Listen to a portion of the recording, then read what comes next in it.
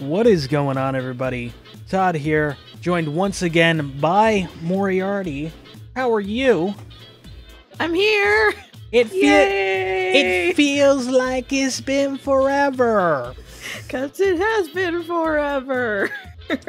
I mean, let's be real here for a minute. So it has been a while. I mean, our last episode we had Burgermeister on talk about Clan Quest mod 4.0.1.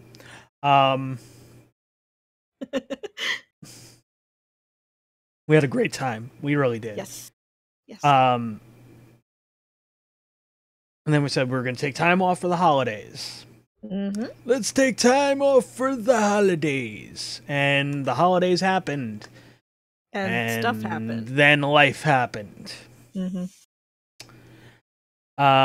Life does weird fucking shit. You know, I had a situation. I had to move. Mm-hmm. So, I mean, you guys are seeing Todd face right now, as we're calling it, which you can buy on pillows at tpublic.com. Whack user whack the precipice. Oh, I missed this. I missed this so much. What part of it do you miss? Everything, just the interaction. I'm excited for all the bullshitting and all the talking. Yeah, well, I mean, we've been doing that off podcast. We have. I mean, we've been doing it off cast. We've been doing we've been doing Nashville by Night.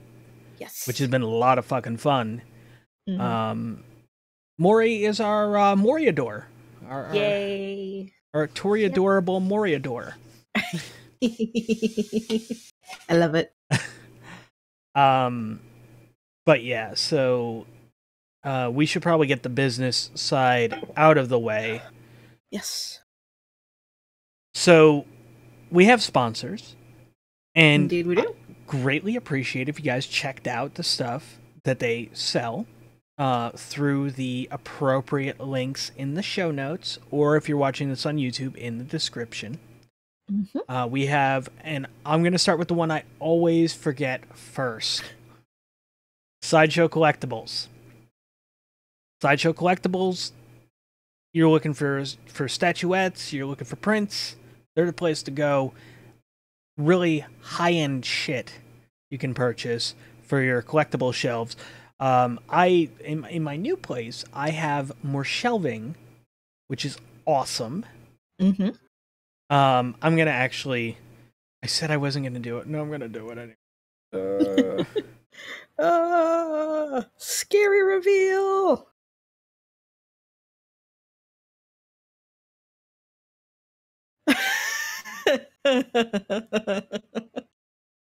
Your face brings me joy. Does it? Yes, it does. All right, so so yeah, you guys can kind of see I have shelves, which right now we're filled with like pops because that's a thing. I collect shit. Well, what can I say? The ones that you guys can't see right now is actually I think the ones that Mori can't see either. Mm-hmm. Which is my Daenerys with Drogon, my Peanut set, my Pushinosaurus, my Pusheen Mermaid. So jealous. Books A Million exclusive. My two Dorbs of Pinhead and Unmasked Jason. And you know what? For these, I'm gonna just bring these out because okay. At least you remembered to take off your headset before you got up and wandered off. You know, as opposed to just walking away and then remembering, oh shit, my headphones are attached to my head. Yank. Could have been a lot worse. What happened? I was just commenting about how you remembered to take your headphones off before getting up and walking away. Yeah, that could have been a lot worse. Could have been really bad. So if there's one thing I really don't collect, I really don't collect anime. Anime is just something I can't get into at my age. I'm going bald, you know, the whole thing. It just, I can't do anime. But I know people love anime. I know people go fucking apeshit for certain anime pops. So I procured 2, so I can eventually say like, oh hey, you have one I'm looking for? Do you have a gold Shenron? Oh, damn you. Oh, you have a gold Shenron? Do you have a Purunga? In the 6-inch. Yeah, a Purunga. Yeah, I mean, so there's that. I could be like, oh hey, we got these, I can trade you. Because that's what I look at. I mean, I use Pop Price Guide to kind of keep all my pricing on my stuff, so I kind of know what my value is and all the other stuff. Like, most of the people that get serious about collecting will do this. So, I'm going to use Purunga here for a sec. So, this little sticker here says 2019 Spring Convention Limited Edition Exclusive. You know what that translates to? It's going to be worth a fucking lot. $40. Holy Jesus. Now, if that one had an Emerald City Comic-Con sticker, it's the same So fucking much more. thing. Emerald City Comic-Con sticker right now, I could sell that for $100. Shit. Just because of the little sticker. That's it. Crazy. Yeah, it's nuts. It really is. And I mean, It's like the Beanie Babies from the 90s. It only is. in like a box form with geekery involved. yeah, well, so, and I don't take them out of the box. Exactly, and I don't think you should. But I know people that buy 2 sets, one to keep in the box and one to take out of the box. Yeah. And I mean, like, I have I got my horror shelf, which right now on the end, you can't see it, but is my Dorb version of Star-Lord with the Milano because I ran out of space. But then I have my Marvel shelf, except for the end. Technically, it's still part of the Marvel Universe because Ash Williams, Ash from Army of Darkness, Evil Dead, Ash versus Evil Dead, has been in the Marvel Universe. There's actually there was actually a mini-series, Ash versus Marvel Zombies. So that was my way to backdoor him in there. And then I was like, fuck it. If he's there, Tom Servo's sitting there right next to him. So I got the whole 4 set of Ash versus Evil Dead. So I got Ash, Pablo, Kelly, Ruby, and then there's Tom Servo just hanging up going, sup. I want a Tom Servo pop so bad. I want the Tom Serv Crow. Yes. That would be a nice one to have. I agree. But yeah, I mean, like, considering I have the space now, I can kind of show off my pops. I actually just got in my Junkenstein's Monster 6-inch. I gotta clear off that the top shelf I'm gonna be using for like all my 6-inch or larger ones, because there are like 10-inch, and I'm like, fuck. But I'm gonna use that for like my 6-inch pops. I'm gonna be using that for like more of the larger sets, rides and whatnot. I don't like collecting rides. I have the Daenerys with Drogon because fucking my sister gave it to me for Christmas. It's there. Yeah. It's one of those that if somebody goes, man, I really wish I had a Daenerys with Drogon, and I go, let me see what you got, because I think you might have some horror stuff that I might enjoy. Perhaps a trade. But I mean, in June, I'm going to be getting my Addams Family set, so. Sweet. Yeah. I do still have to go and get procure the Entertainment Earth exclusive, which is the black and white 2-pack of Gomez and Morticia. I will have to procure the Funko Shop exclusive Lurch with Thing, which I hope is a 6-inch. I mean, it's the only thing that makes sense. Right. And I'm going to have to hunt down the Walgreens exclusive Fester with light bulb. Walgreens? Really? Walgreens, yep. Jesus. Yeah. My job didn't get an exclusive. The fuck? I wish. Like, you think about, like, what places should have an Addams Family exclusive? Hot topic. Right?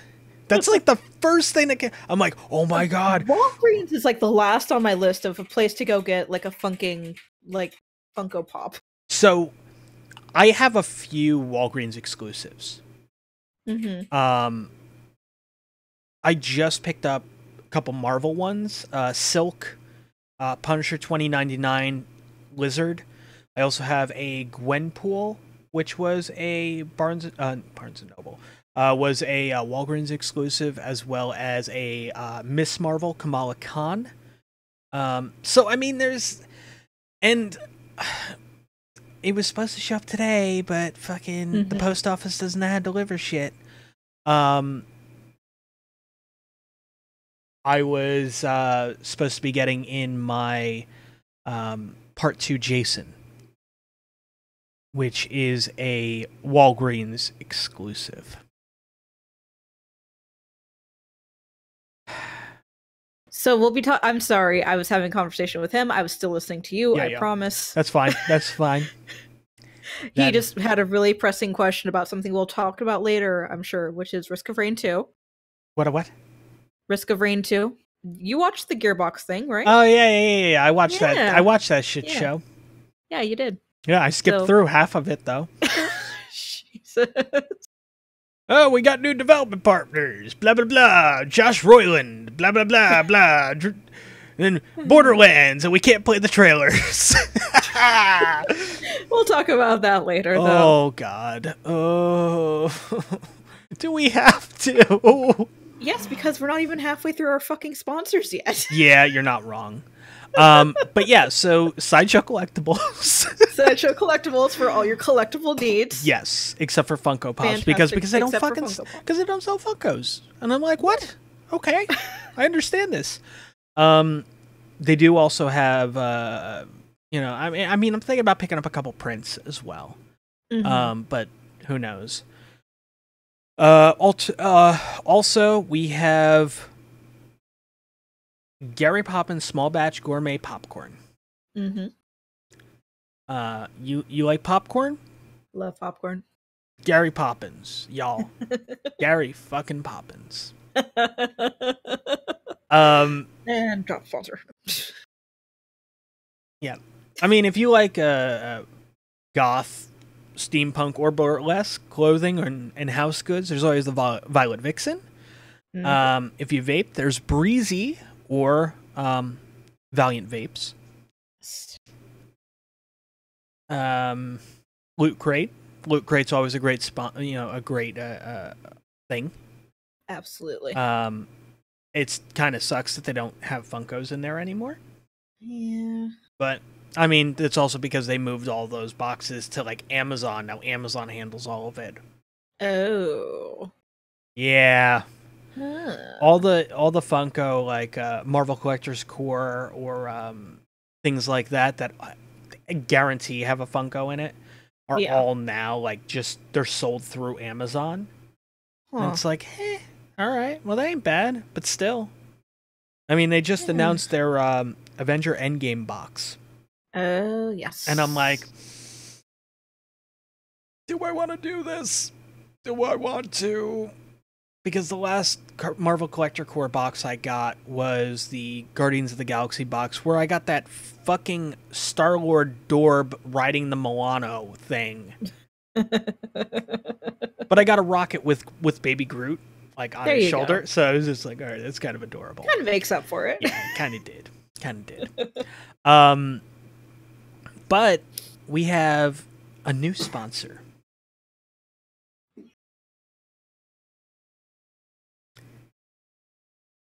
If you guys could see Maury's face, this is the same face that Ray and Ballin gave me when I said this. Oh god, is it adamandeve.com? No, it's not. No. Okay, good. No, it's Fleshlight. I'm joking. No. For all your masturbating needs, Fleshlight, everybody! We're not sponsored by Fleshlight. Don't give them free press.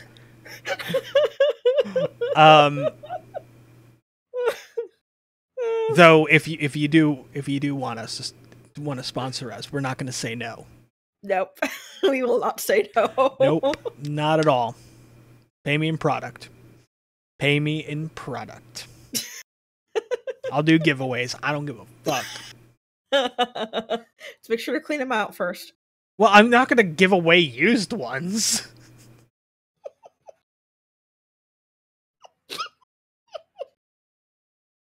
It's like, all right, that well, was a bad time to take a drink of water. yes, it was.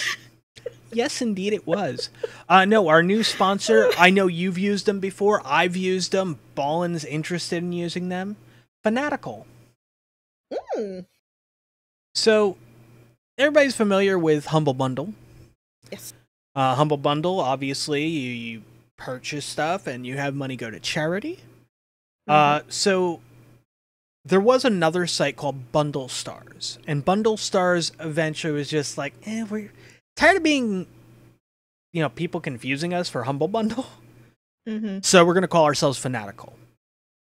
They do a lot of like mystery bundles. Like I purchased one last night. It was $5. I got 10 mystery keys. And the average, as I said, $5, 10 keys. The average price per game was about $9 to $10.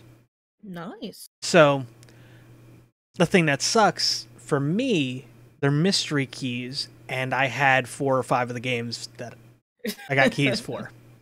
So of course, that's how it works, right? Well, and what happens when that happens, I go, okay, let me look at my Steam's friends list. Oh, hey, Avanto's brother wants Deadlight. Let me just go and send him a message with a code. Nothing else. It's dangerous to go alone. Take this. So it's just like I shot him a message with the code for Deadlight. And it was just I get a message, like I went to sleep, I did some other stuff, and then I wake up and there's the chat window and it's, oh, what the hell is this? Is that a key for something? Oh, it's Deadlight. Oh, thanks. Like 3 messages. It was terrific. That's wonderful. Yeah. But I like doing stuff like that, when I can. And Fanatical allows me to do that. I know I've purchased my copy of Yakuza 0 and Yakuza Kiwami from Fanatical. They had better pricing than Steam. They had better pricing than Humble. I really like what they do. They have some, like, I could say, like right now, at the moment of the recording, they have a $1 bundle that includes all the stuff from Skullgirls. Like, it's... They have the mystery, like they have the mystery bundles. They have build your own bundles. They got their star deal, which I don't even remember what it is right now, because the star deal is only good for like 24 to 48 hours. So it's like it just constantly changes. But yeah, if you want to check them out, there's going to be a link in the show notes. Use that link. If you make a purchase, then you're supporting the podcasts. Yes.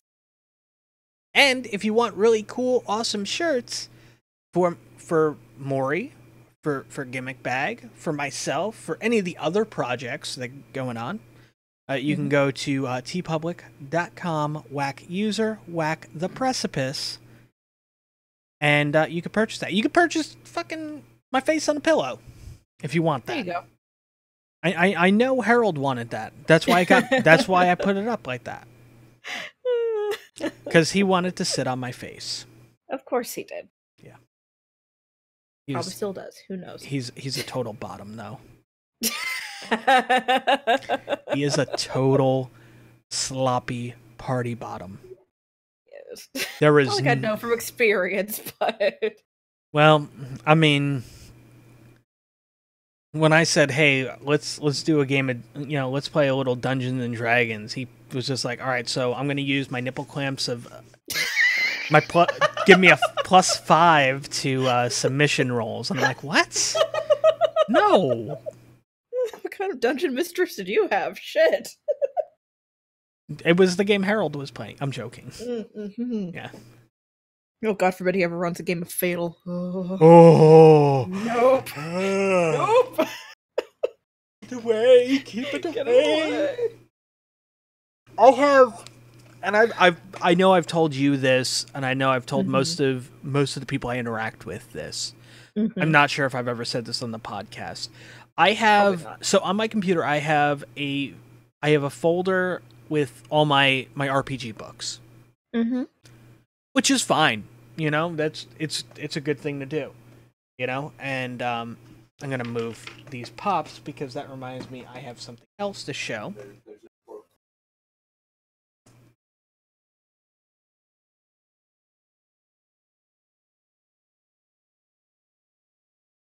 For those with the audio portion, I am showing my hardcover of Vampire the Masquerade 5th edition. Which is really cool. And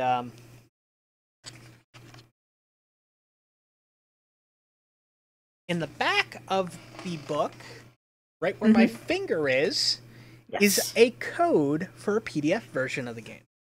Ooh. I have the PDF version. Yes. I have the physical version, which means I have an additional PDF version to give away at some point in the future. It's a thing. And considering this book is kind of the source material for something we'll be talking about in a little bit, it'd be a very good thing for somebody to read this book, because you might have a better understanding on things. I'm just saying, maybe, perhaps. Yeah. But anyway, yeah. So, yeah, we took some time off, to say the least. Yes. Ian got in touch with me the other night because I posted that. Well, we did an episode of Pod Errors, and he goes, "Are we still? You still want me on the podcasts?" And I'm like, "Yeah, Duh. Yeah, that's a thing that's still gonna happen.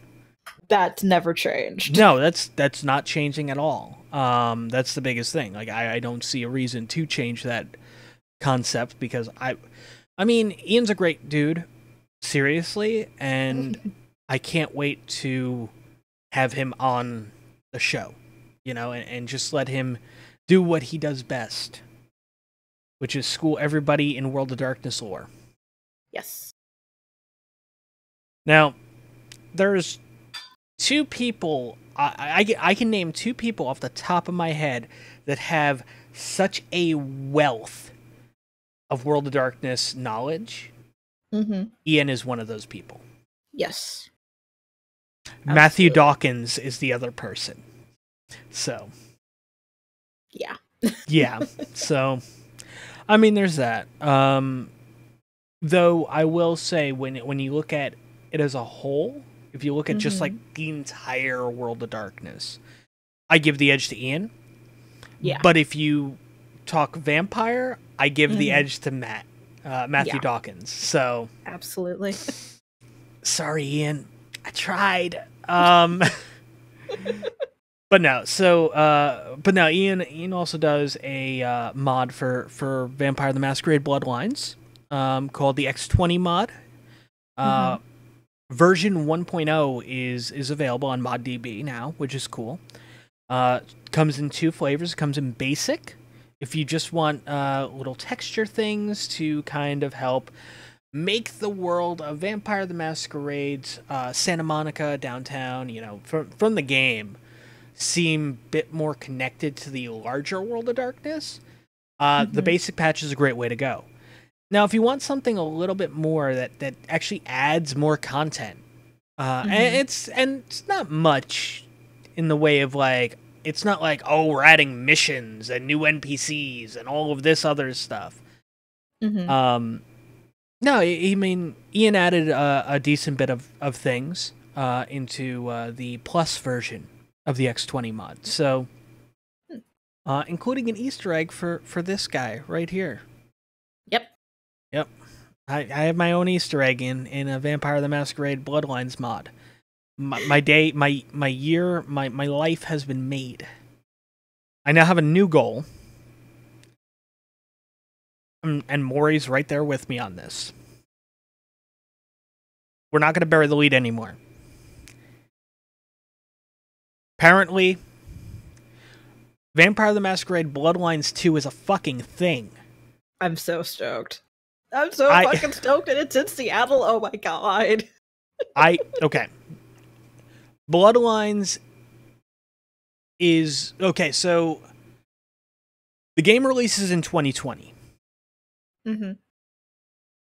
Which is 20 years from the first Vampire the Masquerade computer game, which was Redemption, and 15 years after the Vampire the Masquerade Bloodlines. The game is set 15 years after the events of Bloodlines. They brought Rick Schaefer back, which I am excited. So a lot of the ambient music and stuff like that, anything that wasn't licensed musically, that was him. Yay! So that's really cool. And apparently, the original soundtrack will be available on iTunes in November. Yes. So excited. Yes. So yeah, Bloodlines 2, what we know. First off, you start the game off, you don't choose a clan.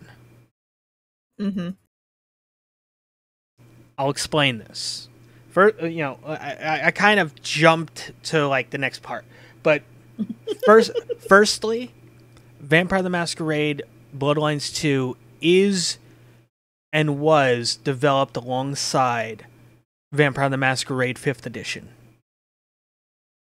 There are things in that game that influenced 5th Edition and vice versa.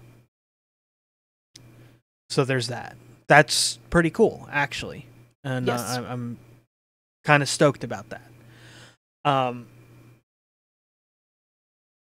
In Bloodlines 1, you chose your clan, you chose your gender, you played your game. Bloodlines 2 isn't doing that. Nope. You will be starting as a thin blood.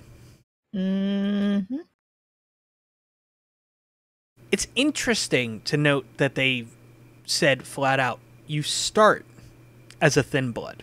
Yes. If you've read this tome over here, you know the thin bloods can become full blood vampires.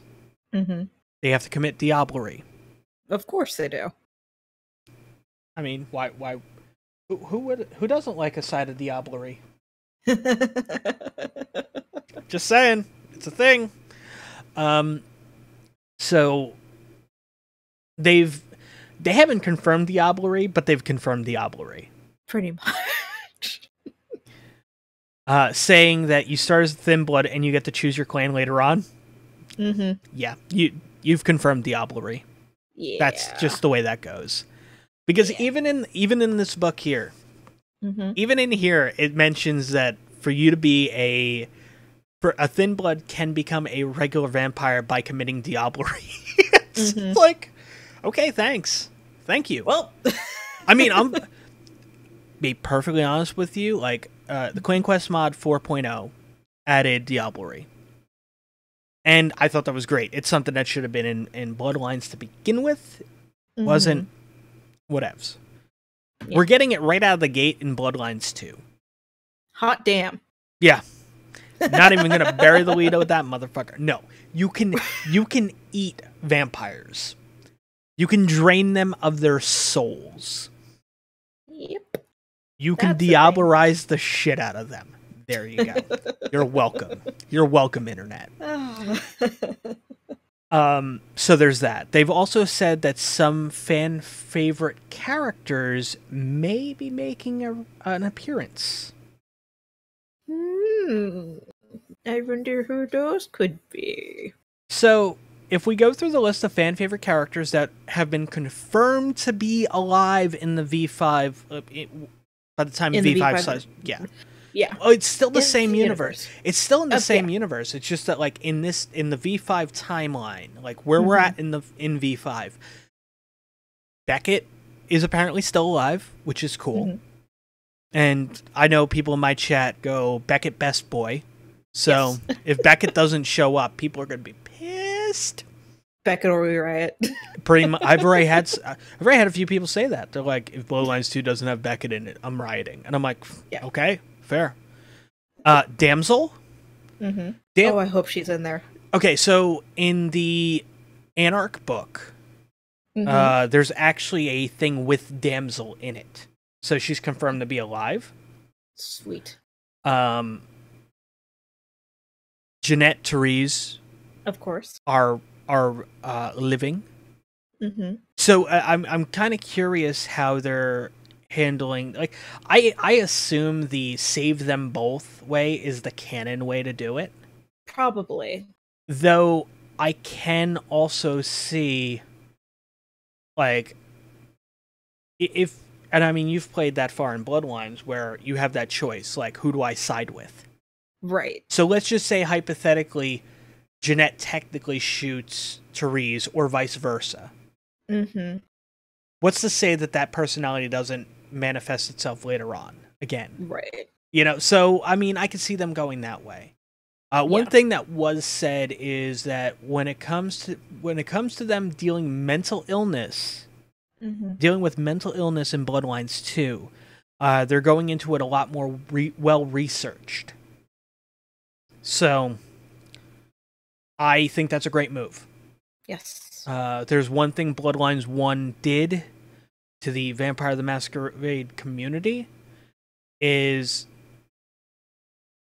it pushed to play a Malkavian, you had to be this wacky, zany character that was basically the embodiment of chaos.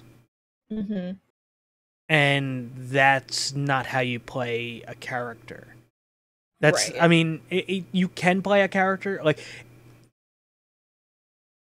if I have, like, 20 people playing Malkavians and one of them plays like that, it's like, okay. But if I have 20 people playing Malkavians and one of them doesn't play like that, we got a problem. And that's what it comes down to. A lot of people went with the term is fishmalk. So a lot of people go and play that, like, oh, I'm wacky crazy and I'm embodiment of chaos, you know. I'm going to have arguments with inanimate objects because that's what I should do as a Malkavian, because that's what all Malkavians do. No, they don't. Right. When we were doing Nashville by Night and I played Liefeld, who is one of the Malkavian NPCs that they meet. Liefeld has obsessive-compulsive disorder. He's very, very eccentric, and he struggles with an anxiety, which is something like I never really threw out there. But if you listen to him, you could tell he's fucking anxious. Yeah. So I mean, he's got anxiety. He's got his OCD. And those are his big derangements. He doesn't need to be, like, bounce off the wall fucking batshit crazy. Right. Because he's a Malkavian, you know?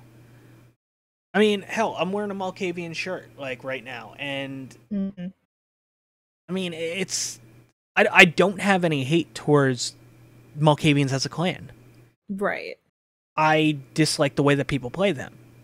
Fair.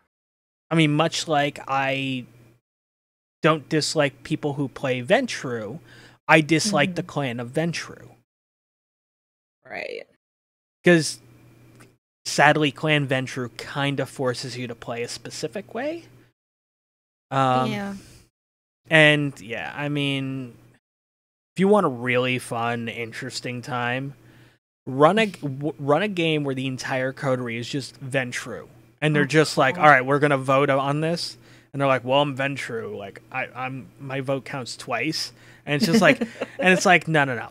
You're a 13th generation Ventru. I'm a 12th generation Ventru. My vote counts 3 times. Oh, God. Oh, child. Child.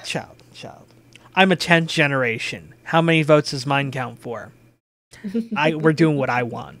So, I mean, that's what it becomes. It becomes this circle jerk of like, I'm more superior than you. That's a Ventru in a fucking nutshell. So it's like the vampire big dick contest, essentially.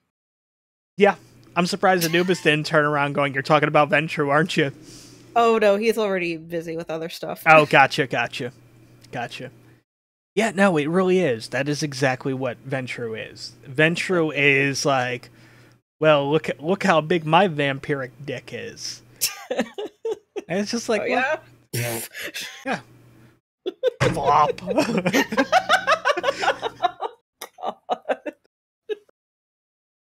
Oh, boy.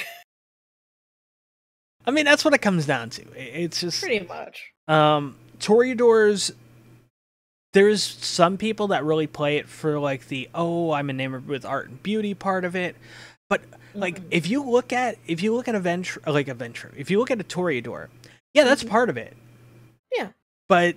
Not all of it. It's not all of it, no. And I mean, if you really read into it, like, some of the traits they have make them very good investigators. Make them really good detectives. Same thing with, like, the Bruja. Like, the Bruja, you go, oh, well, they're, all wearing leather jackets and going to punch things in the face. And you're like, no. They don't all wear leather jackets. I mean, leather jackets may be stylish, and they may, maybe they picked them up at on clearance at a local shop that's selling Riverdale stuff. I don't know. And they're all wearing Southside Serpents jackets. I now want a gang. I now want a gang of Bruja that are all wearing Southside Serpent jackets. Oh my god! And they're like poser Bruja. They're not even like real Bruja. Like they're Jesus. They're like, I mean, they're Bruja, but like they're not like they go, oh, this is the way Bruja should dress, and it's just like you're wearing a fucking cosplay jacket. Like, why are you doing this? It's just like, because I'm a Bruja and I'm supposed to be wearing a leather jacket, and this is a cool leather jacket. It's got a big snake on the back. It's just like, yeah, well. You want to have a discussion with the Ventrus over there, because they'll tell you what's cool and what's not, and you'll probably want to stab them in the face. I want to stab them in the face, and I'm just talking about them right now. So, but yeah, I mean, like, the whole thing with Vampire and all the different clans. Now in V5, we have the core 7. We have the Gangrel, we have the Bruja, we have the Toreador, the Tremere, the Nosferatu, the Ventru, and the Malkavian. Those are the core 7 in the base book. You also have ToddEvf, and you also have Duskborn, or Thin Bloods. I prefer to call them Duskborn because I'm not an insensitive asshole. Fair. I like how I played that, by the way, where I was just like, you've heard the term about Duskborn before? No, can't say that I have. You've probably heard Thin Blood, though, haven't you? Yeah, I'm very familiar with that. And it's just like, yeah, it's the same thing. It's just a nicer way of saying Thin Blood, because Thin Blood's kind of like you using, like, the N-word towards us. Like, it's just, which is basically the way I see it. Like, I always see, like, somebody throwing, like, oh, look at that Thin Blood. Like, it's just so condescending. It's just like, oh, look at this Duskborn over here. Like, it's still, like, a shot down, but it's not like, oh, look at them, they're thin-blooded. Like, oh, look at them, they're Duskborn. You can't even say it as snidely. So, then there was the Camarilla book, which added the Banu Hakim, formerly known as the Assamite. The Anarch book added the Setite Ministry, formerly known as the Followers of Set. Chicago by Night, when that officially releases, us Kickstarter backers do have access to the manuscript, which is very well done. Yes. And that is including the La Sombra. And the next Onyx Path Publishing Vampire 5th Edition supplement is what is it? Cult of the Blood Gods, I think it's called. I would have to double check on that. Whack. That was me knocking shit down. Your cam went black for me, by the way. What, when I knock shit down, or is it... No, your cam's been black for a while now, like a couple minutes. Really? I don't know why. Yeah, I'm sorry I didn't say anything sooner.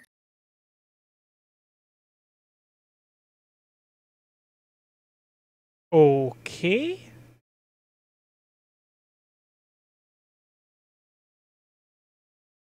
Yeah. I see your icon. That's about it. Well, it's because Discord decided it needed to restart. Of course it did, because Discord's an asshole. Yeah, it is. Yeah, it is. Discord's like, oh, there's an update now. We're gonna force an update now. Just give me a fuck with what you're doing. Yeah. No.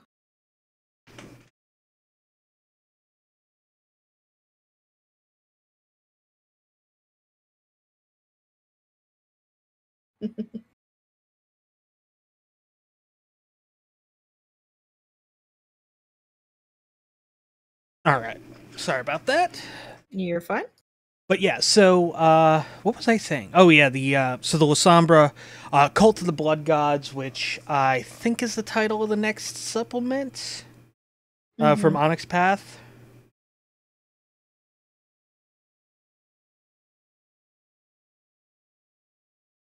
Let me just make sure. Fact check. Yeah, exactly.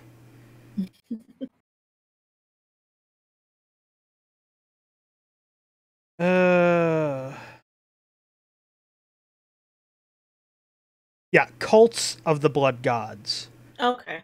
So Cults of the Blood Gods. Yes. So this is from Matthew Dawkins on at Click Clack Click Bang. V5 Cults of the Blood Gods enters Red Lines with Giovanni, Harbingers, Samdi, Cappadocians, Bahari, Matharists, Church of Cain, Church of Set, Nephilim, Cult of Salim, Ashfinders, Los Hios de Si, the Society of Peaceful Night. Yeah, so like there's gonna be a lot in this book. The big thing is the Harbingers of Skulls, the Giovanni, the Cappadocians. This fucking made me excited when they said Cappadocians. I was like, fuck yes. And the Samdi are coming together as one clan. Ooh. As the or one group of clans known as the Hakata.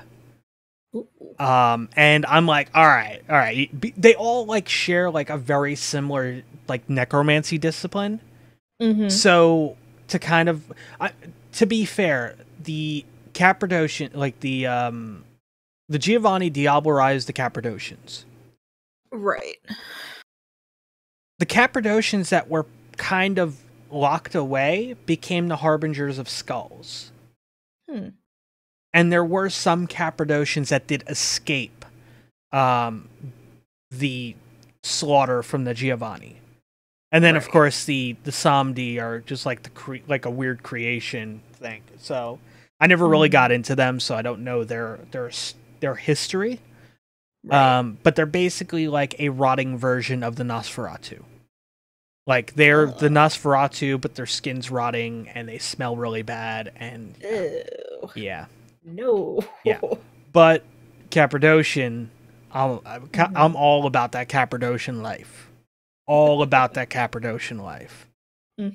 You have no idea how happy that makes me. Because it's just like, all right, well, if we look at clans of death, right? Mhm. You got the Cappadocians. I mean, you have to go into the Dark Age setting to really utilize them. Otherwise, you have the Giovanni. I don't like the Giovanni because they diablerized the Cappadocians. Because Dark Age was my real introduction to Vampire the Masquerade. So I knew the Cappadocians, and I was just like, oh my god, the Cappadocians are so cool. And Storyteller's like, you're playing a fucking Malkavian. And I'm like, well, shit. But I want to be a Cappadocian. Then we moved into Modern Knights, and I'm like, I want to be a Toreador. And they're like, you're still a fucking Malkavian. I'm like, motherfucker. But I have like 12 good concepts, and they go, I don't care. Wow. You're a Malkavian. And I'm like, what an ass. Yeah. I got punished for being a Malkavian, too. Like, I had no choice over my character. What the fuck kind of bullshit is that? And then I get punished. Like, so, my first session, like, I came in and everybody was Malkavian. And I was the only person not playing. Like, my derangement involved like like auditory hallucinations, that kind of stuff. Right. And also like insecurities and shit. So like I always, like, my character had like a little figurine he would consult for everything. So I'm in this setting, and there's like 5 other Malkavians, and like 2 of them are fighting a parked car. One of them's fighting like a lamppost. Oh god. Two of the others are, I forget what they were fighting. And the storyteller's just like, all right, so what are you doing? And I'm like, how much longer do we have till sunrise? It's like, we have about an hour. And I'm like, I'm going back to the Haven. Like, that's what I'm doing. I'm not dealing with this bullshit. And the storyteller let them continue to fight their imaginary battles. Oh, good lord. Into the sunrise. Oh, Jesus. Yeah. And because my character survived, because I played it as the sun's going to be up soon, let me get to my Haven. Right. I got stuck as that character. So when they started the next game, and they're like, oh, he's just like, oh, well, you're going to use your same character. And I'm like, well, I'm still new to the game. All right, yeah, like, I'm fine with that. But because I wasn't doing the off the wall, like, oh my god, I'm a Malkavian, look at me, bullshit. He tried forcing a lot of shit. Like, it's just like, oh, well, you're gonna fight, like, I think he wanted me to fight a cart. Because we were in, like, we were in Dark Age and shit. Like, and I'm like, no, like, why would I do that? Just like, because it insulted you. And I'm like, I have auditory hallucinations. It doesn't mean that I'm gonna go and believe that an inanimate object is insulting me and I have to assault it. Right. So it was just, and it's like, well, either you do that or blah, blah, blah, or, kind of stuff. I'm like, fine.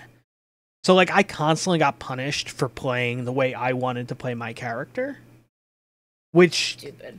Yeah, it's one thing if a person's playing a character a specific way, you're like, dude, seriously? Chill the fuck out. It's another thing if somebody's playing a character and you're forcing them to play the way you want them to play. I don't think I do that to you guys. No. I also don't have like 2 notebooks worth of notes either, like my old storyteller. Of course. Everything was planned out. Everything. So, yeah, well, whatevs. No big deal. But yeah, I'm looking forward to the Hakata. I'm looking forward to Bloodlines too. Yes. there's not a lot of info out there for No. Borderlands 2. It's just recently got announced. There's no physical editions announced yet. They said console. Oh yeah, there's that. So it'll be released on PC, PS4, and Xbox One. It'll be the first World of Darkness game to be both on PC and console. Dang. Vampire the Masquerade has only been on PC. On console, we had Hunter the Reckoning. Right. There was another game. There was a Werewolf the Apocalypse game as well. Heart of Gaia, if I'm not mistaken. That was supposed to be released 20 years ago. Shit. And it got canceled. Bleh. It happens. But But they're making up for it. yay. Because in 2020, not only do we have... In Q1 2020, we have Vampire the Masquerade Bloodlines 2. Some other time during 2020, we have Werewolf the Apocalypse Earthblood. We have 2 fucking World of Darkness games, which will be on PC and console, coming out next year. Fuck my social life. What social life? You're not wrong. Oh my goodness. You're not wrong. I mean, unless you ignore us online, in which case we'll have to, like, Yeah, I will fucking fly to your goddamn house if I have to, just to make sure you're still alive. I mean, maybe I will. I will just kind of. Who knows? But no, I mean, like, it's gonna be so much, so much fucking World of Darkness next year for me. Oh, absolutely. Interestingly enough, during the hiatus, I helped a friend, because I consider them this. Yes. Procure a new computer. Yay! I helped New Wave find a new computer, and when I found the one, like, when I found one, she goes, well, would I be able to play games on it? Because that was one of the big things. Like, right. Her old computer, it hit the point where Steam's like, yeah, this computer's too old, you can't run Steam anymore. Shit. Yeah. So I said, all right, well, let me try to find you something that, like, if in the worst case scenario, you can upgrade later on. Right. And I mean, the computer she has now, she should be able to, like, obviously, we don't know the specs for Bloodlines 2, but it's safe to say she'll be able to play Bloodlines 2. Right. She'll be able to play Werewolf the Apocalypse. Might not be able to play it on the highest ultra settings, but we'll be able to play it. Yeah, I mean, that, which is awesome. It really is. Yes. But yeah, I mean, it's just, yeah. And I don't know. I don't know. I don't know. I don't know either. Because I don't want to talk about what we're going to talk about next, because, man, that was a shit show. Man. Oh, you mean the Gearbox PAX East live stream? Yeah. Oh my god. That kind of, like, derailed my workday, because I could not focus after that. On the plus side, Randy didn't play the Bigot song. So. God. I mean, there's that. And they didn't do Gauntlet of Love or Gauntlet of Romance again. So if you guys know, Gearbox skipped PAX in 2018. All of the PAXes. All the PAXes were skipped. 2017 well, 2016 PAX West. I think it was still PAX Prime at that point. Might have been. We'll just call it PAX West. PAX West, he did the Bigot song. On stage, in the middle of the Gearbox panel. Think about that. Did they have that? They had nothing. The problem was they had really nothing to talk about. Oh, God. So they filled in with like, oh, well, we're just going to turn this into Randy's variety show. Oh, jeez. So he did like a few magic tricks. He brought out a guitar, played the Bigot song. Mm-hmm. Then they talked about Battleborn and Homeworld. Mm-hmm. And then I think he did another magic trick. I don't know. 2017, they trolled everybody by saying, we're going to talk about something you guys have been asking us a lot about. We're going to have some never-before-seen stuff. Blah, blah, blah. We know you guys will be excited for all this. Mm-hmm. So, this is PAX East 2017. The thing everybody wanted to talk about, apparently, was Battleborn and Homeworld. Totally. Oh, and I think Bulletstorm.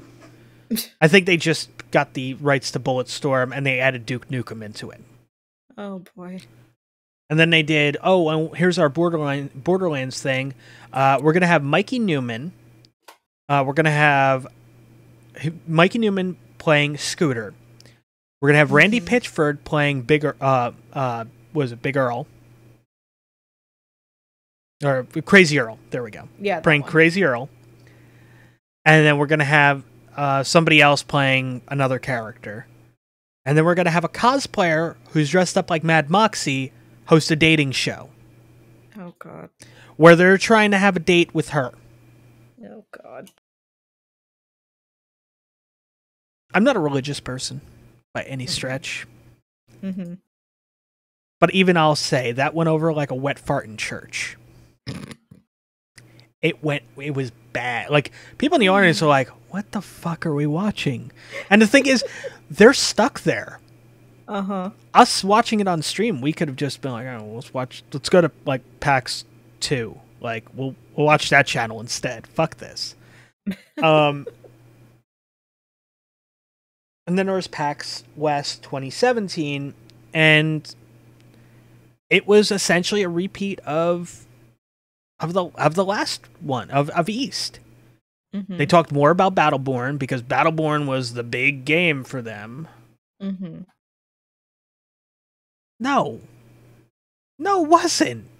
They didn't want to be known as the people that only did Borderlands. They wanted to be known for something else.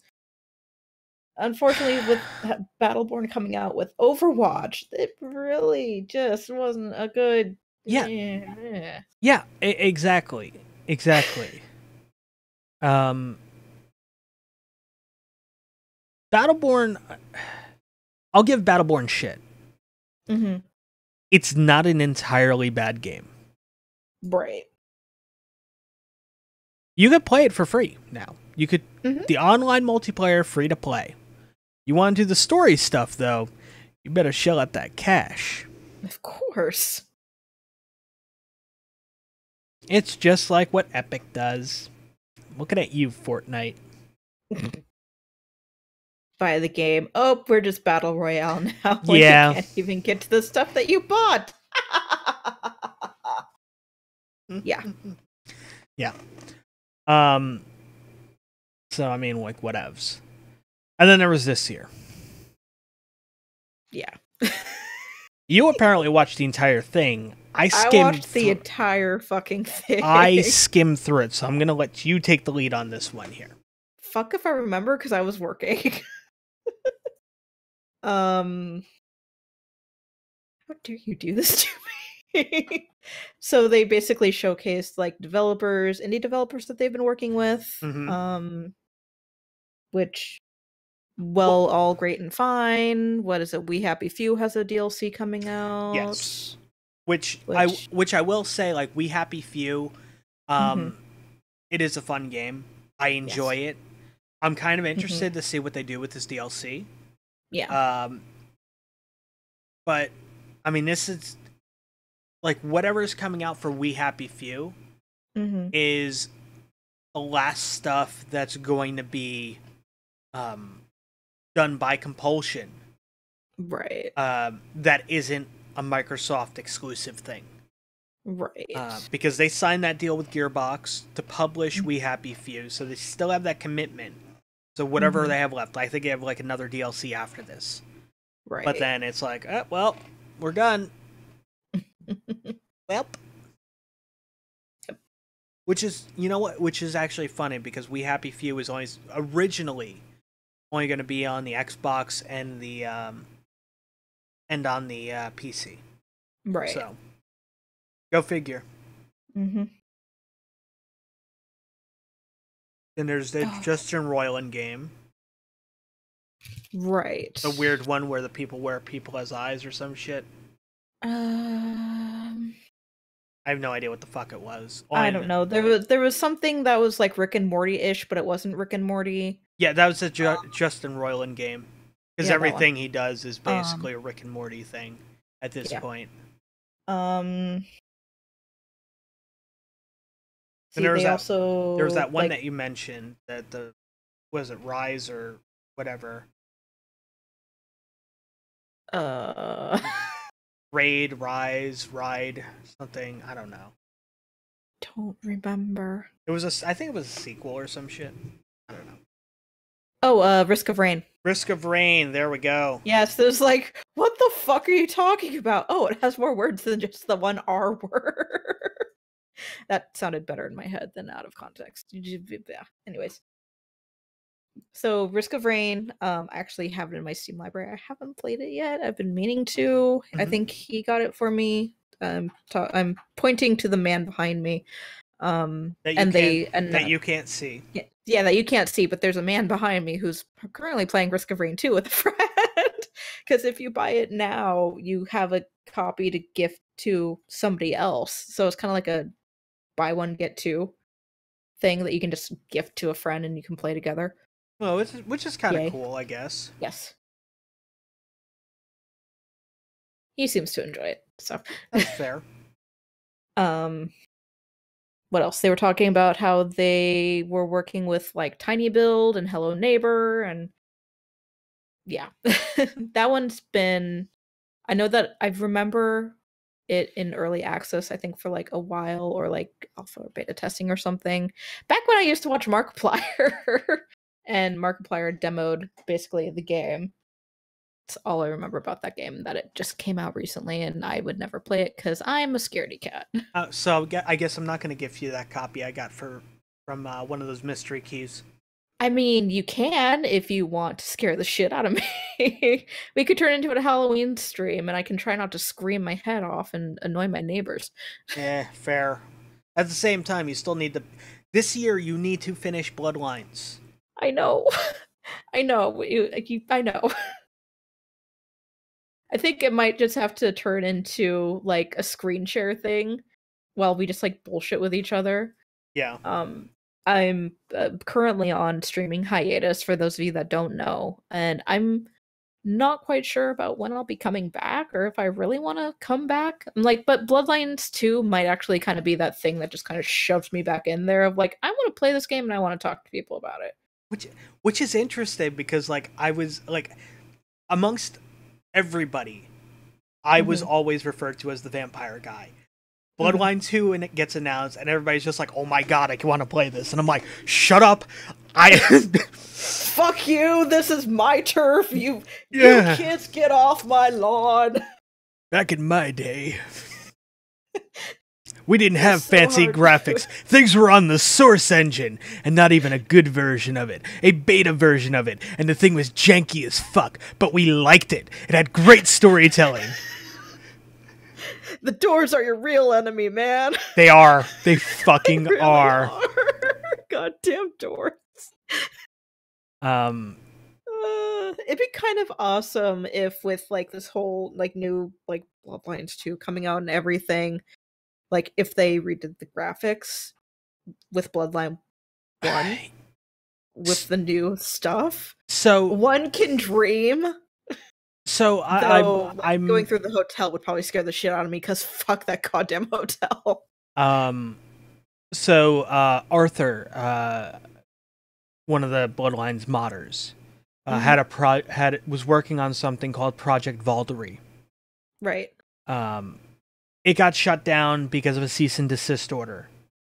But he and a couple others were rebuilding Vampire the Masquerade Bloodlines 1 in Unreal Engine. Oh. Yeah. Huh. Like, completely rebuilding the game from the ground up. Shit. Yeah. Better graphics, all of that. I mean... Right. They'd been working on it for a few years. They were also adding in features that were cut from the game. Including multiplayer. Oh. So... I mean, then CCP Games hit them with a cease and desist. Of course. And that was it. You know, that was the end of Project Valkyrie. And a lot of us, like me mentioning it now, like there's going to be somebody listening to the podcast that knows about Project Valkyrie and it's just like, Mom, man, why the fuck do you have to mention that? Now I'm bummed the fuck out. How dare you? I'm sorry. Let me mention Vampire the Masquerade Bloodlines again, because I guarantee somebody's reinstalled it.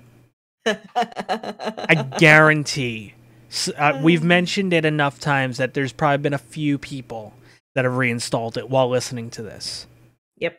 And if you need help getting the game to run on a modern PC, visit youtube.com, whack the Insanity Chamber, and check out the ModLoader and You playlist that I have set up, and it shows you how to get the game to run properly on a Windows 10 machine. You're welcome. So of course, going back to the Gearbox panel, the big thing that everybody really only cared about was, of course, all the Borderlands 3 stuff. Wait, it wasn't Bulletstorm on the Switch? No. What? I know. What? You've been lied to.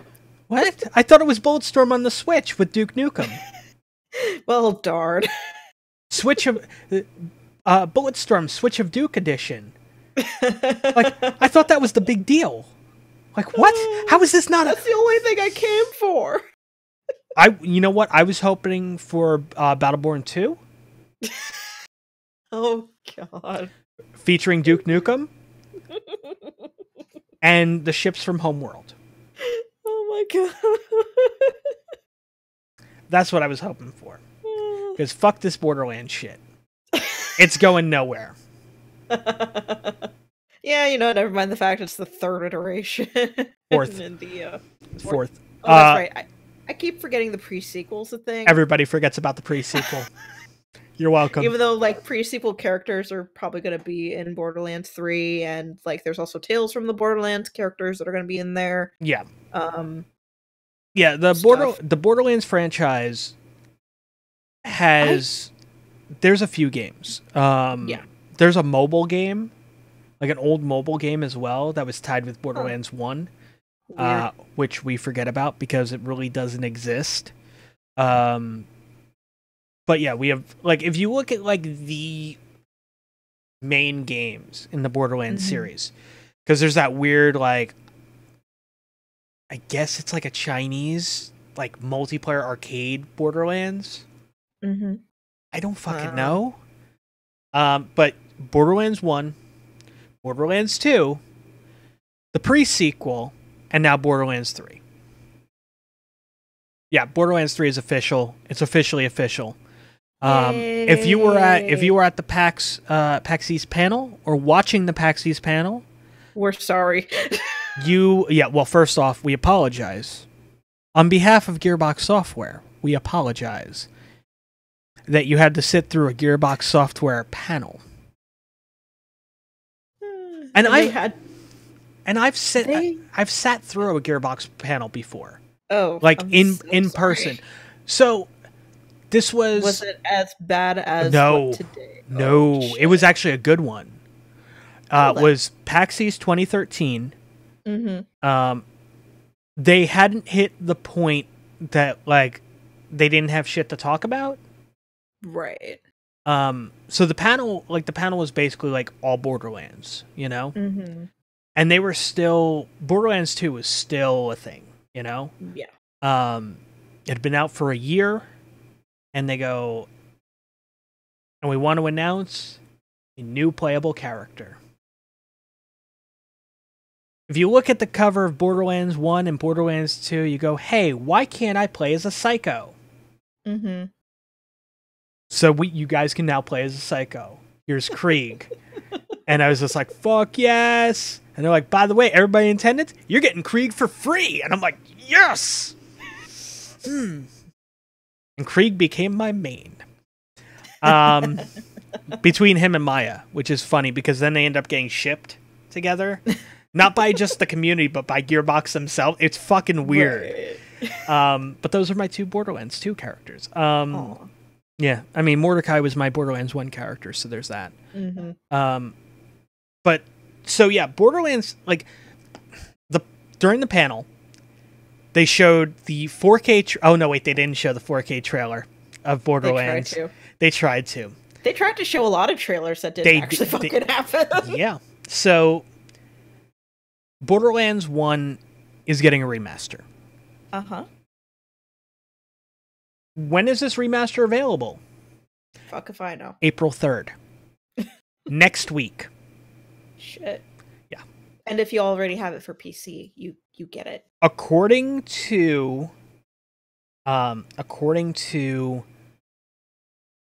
PC Gamer, Eurogamer, and a couple other gaming news sites, because Gearbox didn't talk about it. Of course they didn't. They just mentioned that it was, for the console. It's coming to the Xbox One and PS4 natively. Because it's already on the Xbox One because of backwards compatibility. Right. So, the game's going to retail for $29.99. Mm-hmm. It will include everything from Borderlands 1. It'll have all the quality of life fixes, including, and not limited to, a fucking mini-map that works. Yay. Yeah. It's a miracle. I'm not salty at all. Borderlands 1, one of the roughest parts was navigation in that game. It really was. It really was. They're adding shift codes to the game. Yes, they are. They're adding actual skins to the game. Mm-hmm. If you've ever played Borderlands 1, you know all you had were color swaps. Yep. You're actually getting actual skins and heads in this game. They're adding 4 new legendaries into the game. Mm-hmm. And they're tweaking the final boss fight. So it drops more loot, and so it's a little harder. And feels more rewarding. Well, kind of have to. I mean... yeah. That thing was nothing but disappointment. Tentacles and disappointment. Yes. But yeah, so if you have Borderlands 1 on the PC, you have the DLCs for it. Yep. So excited! From the understanding of myself, based on the numerous articles I have read about this, you will be getting this remaster for free. Mm-hmm. All the quality of life stuff. Play with 4 people as well. That's a console thing. Is it only a console thing? It was 4-player split screen. It's a console thing. But still, that's a thing. Yeah, because Borderlands 1 only supported 2-player split screen. Right. But let's not forget about our Borderlands 2 and pre-sequel people. Because everybody forgot about the pre-sequel. That is also getting a remaster. Mm-hmm. How can you remaster a game that like those? Oh, we're just giving it 4K texture pack. So Yay, better graphics. yeah, so it's getting better graphics basically. To my knowledge, there was no QOL, quality of life stuff going into it. But yeah, I mean, there's that. Mm-hmm. Though to be fair, I have seen like Borderlands the pre-sequel on like a 4K TV, and it is fucking gorgeous. Oh, it's a nice game. It's pretty. I wish it played better. But that's just me. But then what everybody really wanted to see, Bulletstorm, Switch of Duke edition. Oh no! This is why you run the show. You're funnier than I am. Oh no! It was no. I'm not. I have to take the piss out of every situation. That's what it comes down to. But no, seriously, it was Borderlands 3. Mm-hmm. Which they said they were going to talk more about, and they really didn't. They talked a little bit more about it at the end. They did, but they didn't. Like, they started off with, like, the Borderlands 3 talk. Because they showed the teaser trailer and go, oh yeah, by the way, if you pay attention to stuff, there's Easter eggs throughout this, including shift codes. Yeah, apparently there's shift codes in that trailer, like embedded for community skins that were only given out for community like events. And I was like, motherfucker! Every time I think I'm out, you motherfuckers pull me right the fuck back in. But yeah, I mean, it's just like, I don't know.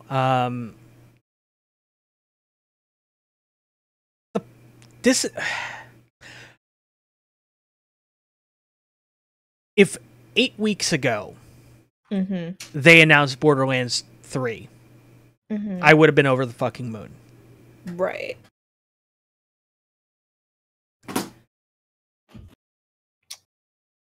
But last week, they announced Vampire the Masquerade Bloodlines 2. Right. Well played, Gearbox. Way too... Like, I understand, like, this whole, like, oh, well, we're going to announce during GDC, we're going to announce during PAX East. Like, there's no, like, real communication between, like, oh, well, I just want to let you guys, give you guys a heads up. We're going to be announcing this next, like, we're going to be announcing this week. So, like, if you guys want, like, you might want to push back. They already set the time down, everything like that. They're like, all right, we're going to do this.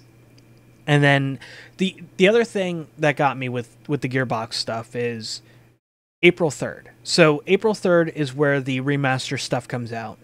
And that's when we'll get a bit more info on Borderlands 3.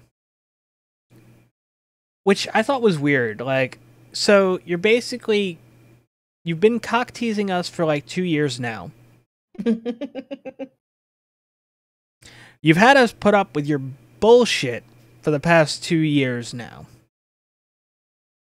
All of it. Gauntlet of Love, Gauntlet of Romance, which was the same fucking thing. The horrible panels. You've had to go and sit through all of that. All the while, you've been like, all right, well, like when the Handsome Collection came out, we said, are you guys going to remaster Borderlands 1? And they said, well, if the Handsome Collection sells enough, we'll do it. Fucking kind of answer is that? And they finally remastered it. I'm like, all right, cool, thanks. Awesome. I mean, the fact that I don't have to buy another copy of Borderlands 1 is going to be great. For a while there, Borderlands 1 was my VTMB. Right. Where, oh, it's your birthday? Do you have Borderlands? Here's the Game of the Year edition. Oh, it's Christmas? Here's a Game of the Year edition. Oh, you already have that? Here's another copy. I now have 3 copies of this. I'm like, You have how many? You got 2 consoles, so you got a spare just in case one of them breaks. I'm watching out. Well, yeah. I mean, I gave out so many copies of Borderlands 1 Game of the Year Edition for the Xbox 360, and it was just so I would have people to play with. That's really what it came down to. And I loved Borderlands 1. And I loved Borderlands 2. Like, there were things in Borderlands 2 that I didn't like. There were things in Borderlands 1 I didn't like. Right. I mean, for example, the fucking mini-map. The fact that we didn't have a goddamn mini-map. The fact that the UI was janky as fuck, I didn't like. Hopefully that's all. They've talked about the UI. They've talked about the mini-map. As quality of life changes, I'm happy about that. I'm excited. I mean, I'm not the Borderlands 2 like, oh, we're the 4K update on it. I'm like, all right, cool. Doesn't really affect me. At least it's not like, fucking Skyrim re-releasing every couple of years with some brand new version. Well, now you can play it on the shitter if you want, so. True. And you can also play it via Alexa, so. Well. If Alexa's your thing. Yeah. Not for me, but whatevs. Yeah, well, I don't like being spied on. Yeah, me either. Alexa, stop spying on me. I'm not spying on you. You've signed your terms of service. This isn't spying. You've acknowledged this. I'm afraid I can't do that, Dave. No. What are we doing? No. Oh god. But yeah, I mean, it's just it's I feel that and are you more excited for Vampire the Masquerade Bloodlines 2 or Borderlands 3? Fuck. I was afraid you were gonna ask me that. I'm honestly probably about equally excited for both. But at the same time, I'm almost kind of worried because with how hyped I've been for releases for games like in the past year, like Fallout 76, I was expecting a better product than what we actually got. Yeah. I'm a bit hesitant to go out and try to pre-order either of those games. Yeah. Just because I want to see how, it actually plays, how's the response to it after people have played a little bit. If it's great, sure, I will probably shell out some cash to get, the highest tier whatever with, Bloodlines 2 or something. The Blood Moon Edition. Which thing. Comes with the First Blood pack, the Unsanctioned pack, and the Season of the Wolf DLC pack, which includes 2 story packs and an expansion. So if it's a well-received game, which I know what we saw in the trailer isn't necessarily what we're going to get in the game, because it says in the trailer, not actual gameplay or whatever, which is understandable. But if it turns out to be as good as I hope, fuck yeah, I'll probably pay the money for the full thing. So, we're talking Bloodlines 2 right now. Yes, we are. So yeah, they showed the trailer. It said not actual gameplay, which fine with that. Yeah. Though after the event, they showed a 30-minute gameplay demo to journalists, and they were like, "Oh my god, this is." They lost their shit. I don't really like to gauge based on journalists, because they could be easily bought. I mean, it's just the way it is. I mean, you look at IGN. IGN, for a while there, they would give anything a 9 out of 10.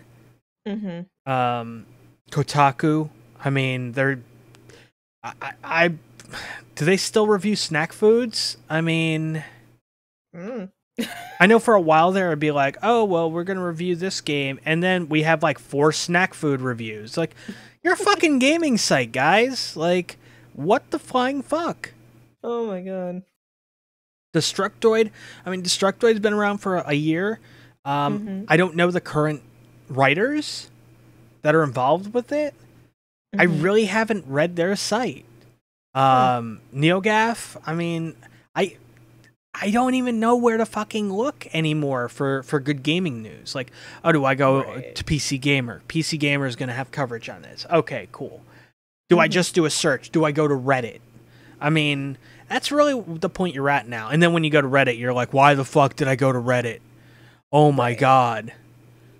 People bitching and complaining about a game that isn't even out yet because something a fucking developer said about how they're handling certain elements, and it's just like, oh, well, now this is an SHW game that's all about anti-Trump. And it's like, how the fuck does that come out of anywhere when they mention we're going to be focusing more on doing research on things before we jump to fucking conclusions? Well, the fuck? Like the mental illness thing, like we're going to do more research when it comes to tackling mental illnesses. And instantly, oh, well, now the game's not going to be like, it's not going to be a good game anymore because they're being too politically correct. Those SJWs have their way. And you're like, are you fucking kidding me? Did you look at Bloodlines? Bloodlines People was a bitch very, about anything. yeah, oh, absolutely. I mean, here's the thing, and this was a point I saw in a video, and I want to say it was an Outstar video. Outstar is an amazing member of the Bloodlines community, good streamer, all of that. But she did a video on YouTube talking about like the controversy that's going on with Bloodlines after it got announced, and the bullshit that's going on like this. And it's like, if you look at the outrage for the video game is it's way too progressive. And then the outrage from the tabletop game was this isn't progressive enough.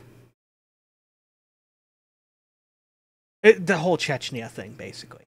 Where it's just like, oh, well, we're basically going into a whole thing. Like, you guys don't know about the Chechnya thing. The Chechnya thing has been taken out of it actually is ceased the production of the Camarilla and the Anarch books, as they have to be revised before being published. But there was a whole section in the Camarilla book about Chechnya and how the vampires were using the slaughter of homosexuals, which is a real-life event that is happening in Chechnya, as a cover for their vampiric stuff.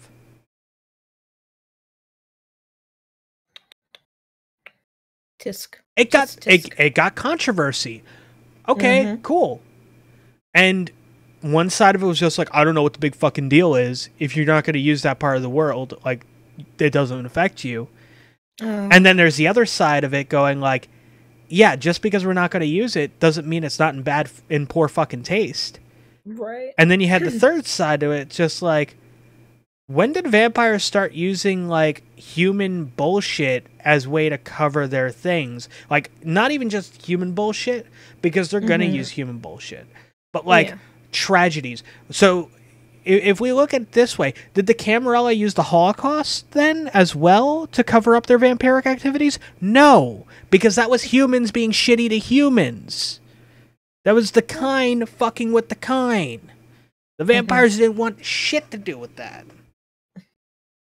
So, I mean, it's a weird situation, man. It's fucking weird. Yeah, it is. But, you know, we live in such a politicized time now, where everybody has, you know, everything comes down to their whole, oh, well, you know, this is against my beliefs, so I'm going to boycott this. Or, oh, well, this is, you know, oh, this character's, why do they have to make this character white? Or why do they have to make this a character of color? Or why do they have to... Really? Fucking, if the writing's good, the writing's good. I mean, I watched a video yesterday of somebody critiquing an article that was written about should Superman be white. Now, this was a black guy did the video, and he's just like, yeah, Superman should be white. Because when you think Superman, you think Christopher Reeves. Mhm. Everybody that's come after Christopher Reeves has the Christopher Reeves look. That's just the way it is. You know, it's not Well- like it's not a racist thing. It's like if you were to take like certain characters, I could see like James Bond. Like I've always thought of James Bond like the name and the designation as just that. It's a name, a cover name, and a designation. You get Right. 007, you're James Bond. That's the way I've always seen it. So you get, you had Sean Connery and Roger Moore and so on and so forth, all these other people playing it. How does this allow in the continuity? Because they're not the same fucking person because they each have different quirks, much like the Doctor, Mhm. Oh, how does that work? Like, they're different fucking people. One of them retires or dies, and then somebody else takes that role. They take the name, and everybody goes, "Oh, James Bond's been around for fucking 50 years. He must be an immortal." I mean, give him a fucking katana sword and let him lop off heads. I don't give a fuck. Highlander, this bitch. Could only be one. The Kurgan. But it's a weird situation. It really is. Mhm. Because no matter what, people are going to go into this whole, this isn't the game I want. This isn't the movie I want because it doesn't conform to my beliefs or my ideology. And all I could say is chill the fuck out. That's basically all I could say. Chill the fuck out. Just enjoy the shit that's being made. And yeah, I will argue that there are times that filmmakers, writers, musicians, developers push agendas. I mean, it happens. Do I like that they do that? No, absolutely not. I don't like when somebody decides, like, if I want to play a game, I don't want to go and sit there and have to fucking go through like all this bullshit about somebody's belief structure. Mhm. I want to play a game for the sake of playing a game. Right. If I'm reading a political thriller, I expect politics. Mhm. If I'm playing a game where I'm trying to deal with vampiric life and the structure of that, I don't need to be worrying about real life politics. That's what it comes down to. I'm going to enjoy the game for enjoying the game. Mhm. It's my long way of saying it. Right.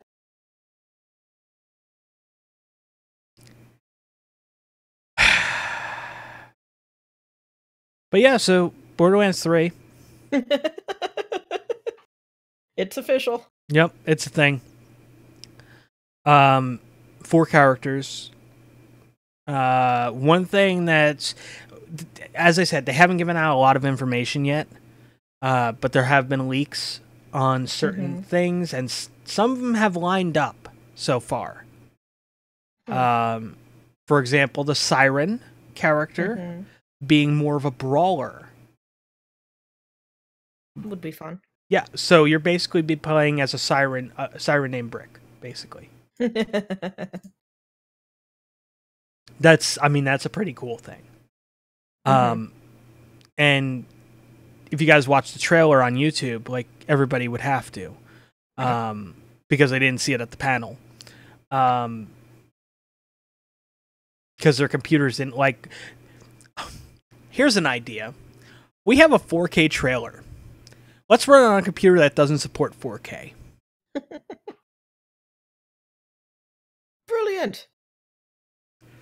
Let's see if this works as intended. Oh, nobody saw the trailer. All right, quick, let's get the dev team out here and let them tell us what their most important favorite thing from what would have been in the trailer. So weird of like in the panel, just like the weird like kind of time filling gappy stuff. Because they broke the computers. Because things exploded.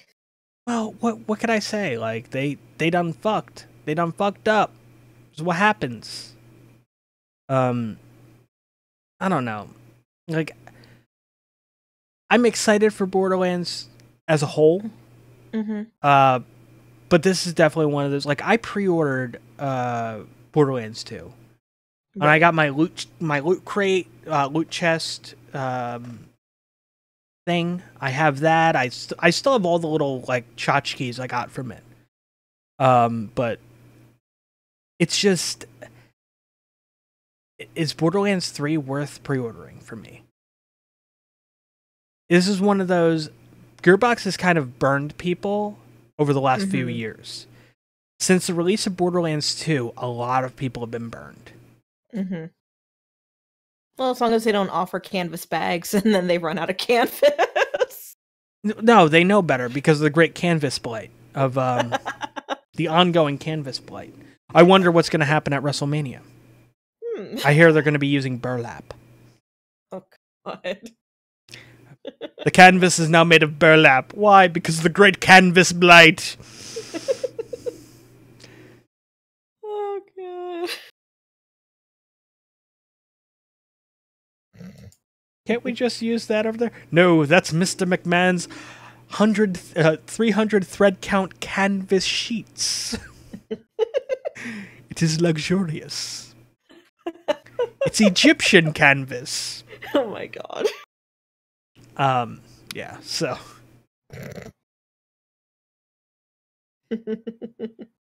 Yeah, so, PAX East is still going on. I don't expect anything else big to come out of it. The big thing was going to be Gearbox. Yeah, well, we'll see what the rest of the weekend holds. Yeah, well, so when I went to PAX East in 2013, the final day of it was, because it was only 3 days. It was Friday, Saturday, Sunday. Yeah. The Gearbox panel was on that Sunday. It was one of those things that ended the show. Because it was always the big get. You know, it was always the big deal. It opened the show this year. Yep. Last year, they weren't even at PAX. The year before that, where we already explained that bullshit that happened there. I want Borderlands 3 to be a thing and be good and prove me wrong. But right now, I'm just like, I don't know, man. I'll enjoy my remaster of Borderlands 1. I'll enjoy Borderlands 2. I don't have Borderlands, the pre-sequel, on my PC. I have it on the Xbox One because I have the Handsome Collection. So I could do that there. But I also have an Xbox One. I don't have an Xbox One X, so I wouldn't be getting the 4K shit anyway. Right. Meh. I don't know. Like, I really hope Gearbox just can kind of pull things together, because like Borderlands 2 was like their high point. You know, there was Alien Colonial Marine and Duke Nukem Forever and Battleborn and Homeworld. I can't really blame them too much for Borderlands the pre-sequel, because yes, Borderlands is their IP. But it was another studio handling it. And that studio no longer exists, 2K Australia. Yep. I feel that 2K Australia could have done a great job with it if they were given the opportunity. Because apparently there was a whole bunch of DLC for that game that was scrapped. Because, lo and behold, fucking Gearbox decided to push the game as a fucking, this is better than Borderlands 2, instead of going like, hey, this is a thing that fills in the gaps between 1 and 2. Mm-hmm. This is what we're doing. So everybody expected Borderlands 2. Right. On top of that, the big thing for Borderlands 2 was, oh, we're going to get a moon-based DLC.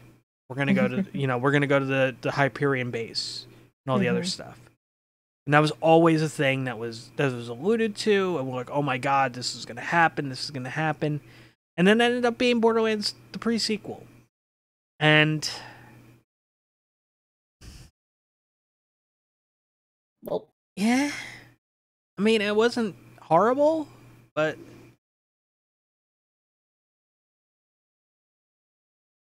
the biggest problem I had was all the reused assets. mm-hmm.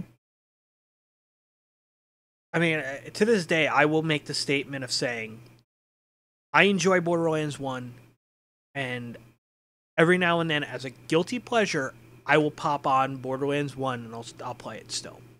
Right. Borderlands 2 is the game that I'll play with friends, because Borderlands 2 is a lot more friendly to play than Borderlands 1 was. Hopefully the remaster takes care of a lot of that shit that made it unfriendly. I hope so. The pre-sequel. I played through the pre-sequel 4 times. Jesus.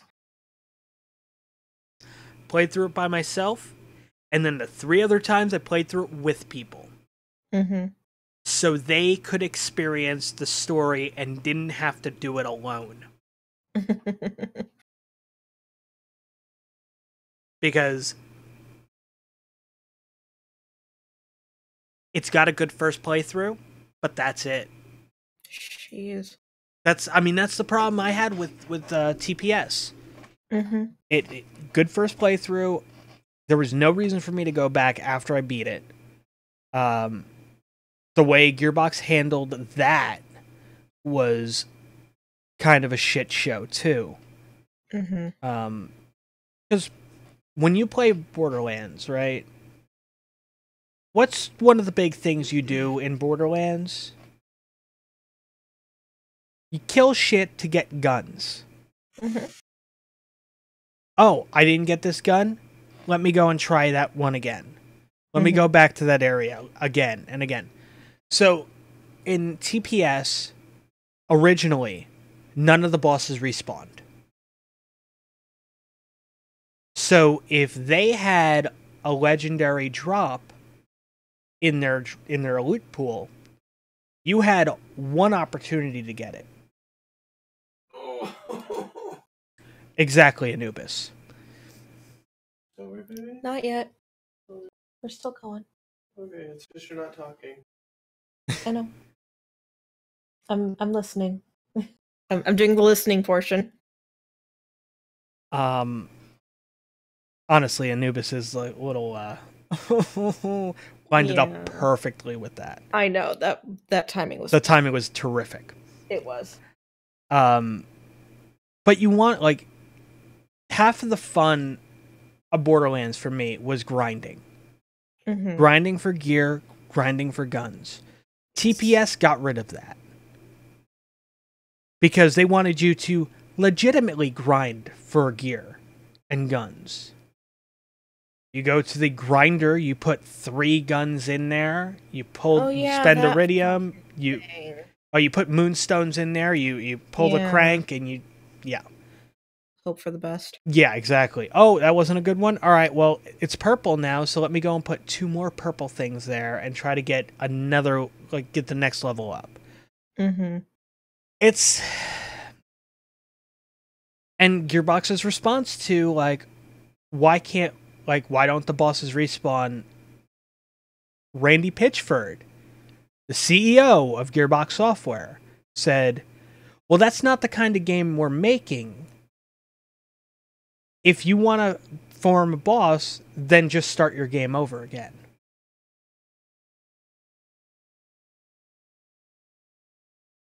That is like the biggest bunch of bullshit. That is the hugest 180 from, like, Borderlands 2 to Exactly. the pre-sequel. Yeah. And it was like, what the fuck, man?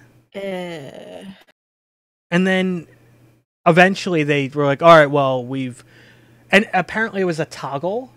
Like, in the coding, it was... Basically, it was... if an enemy would respawn, it would have a 1. And if they couldn't, they would have a 0. Right? All you had to do is just change that 0 to a 1, and then they would respawn. Right. And they did this. They finally, after they released the last DLC, which was Claptrastic Voyage, they enabled the fact that bosses would respawn. Except for the bosses people wanted to respawn. Of course. Like General Zarpedon. Which was a good fight. And dropped some decent loot. But, I don't know. It's... I don't fucking know. I really don't. And, I mean, it's because of that I'm very leery about Borderlands 3. Because I'm worried that that's the mentality. Because they got a lot of backlash for it. Because it's one thing if it was 2K Australia saying it. And being like, well, this is the kind of game we're making, mate. And I'm just like, all right, cool. I understand that. But it was Randy fucking Pitchford saying it. And it's like, fucking really? You know, this is how you're going to treat your loyal customers that bought this shit game? Please. I don't even know. I don't even know. I know.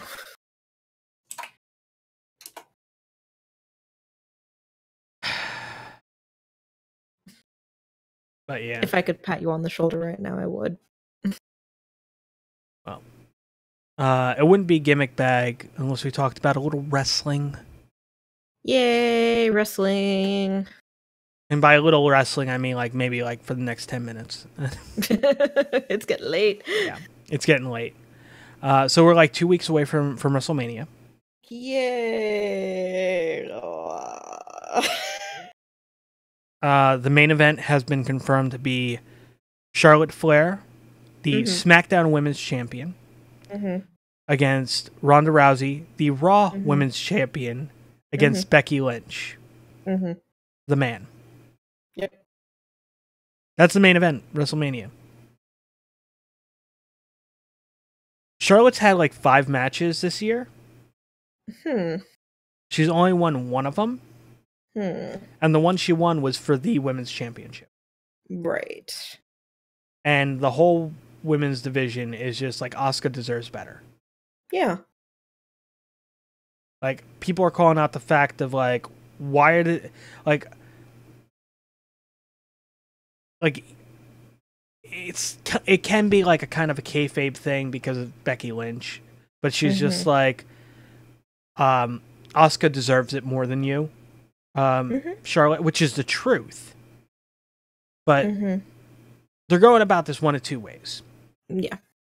Way 1, they're planning on unifying the titles. I wouldn't be opposed to it. I mean, how long has it been since the brand split? Well, the brand split's going to get a little bit more intense in the fall because of oh, that's right, because of the Fox thing. Yeah. But to be fair, there's not many top.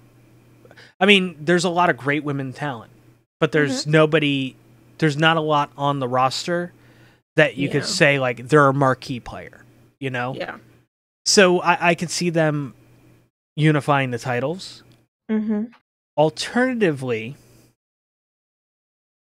I could see the final moment of the pay-per-view being Charlotte holding up her SmackDown Women's Championship, Becky holding up the Raw Women's Championship, Sasha and Bayley coming out and holding up their women's tag team championships, and then you have the 4 horsewomen all with their championships.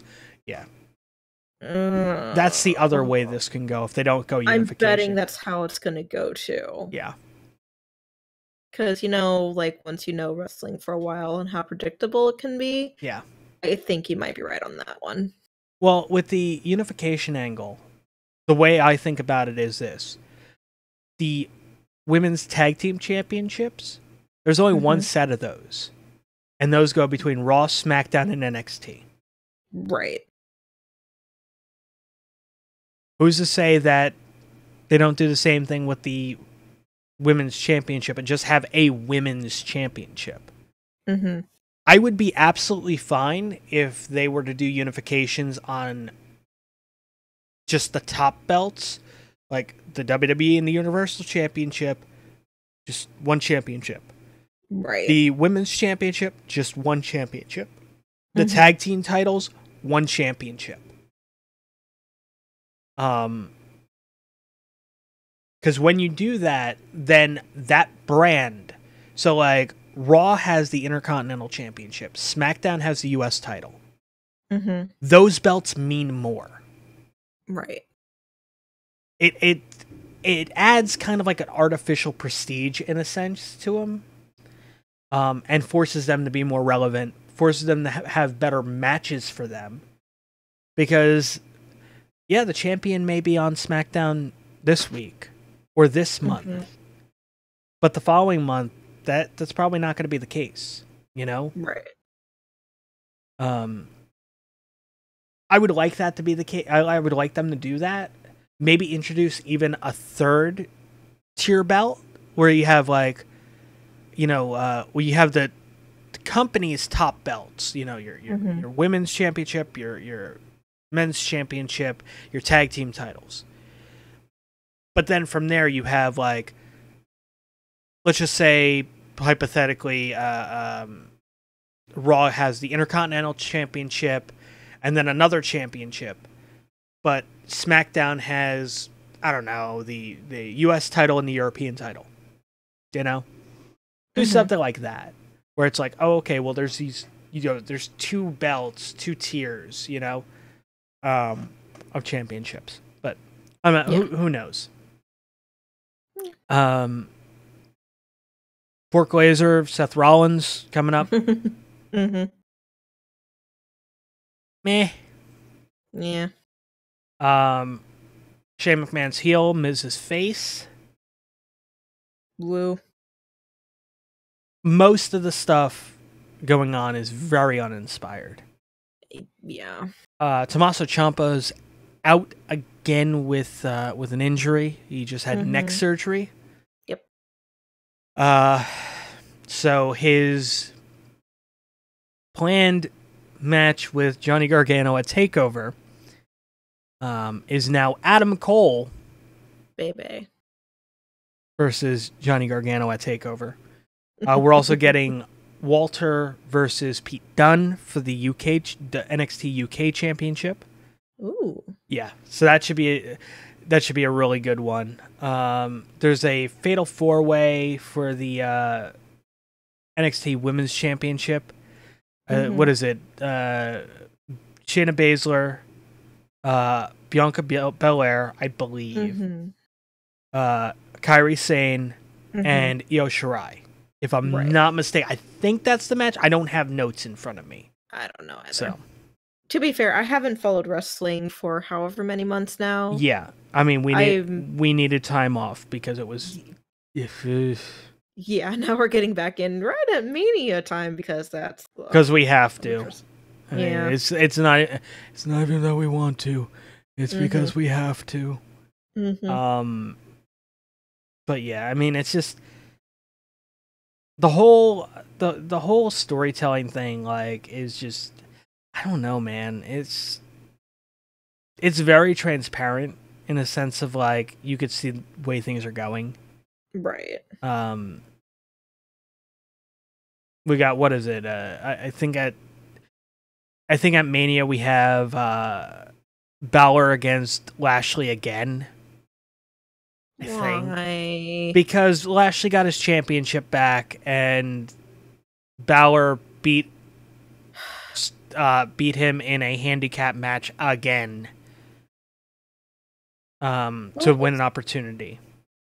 What is creative even remotely thinking? I don't know.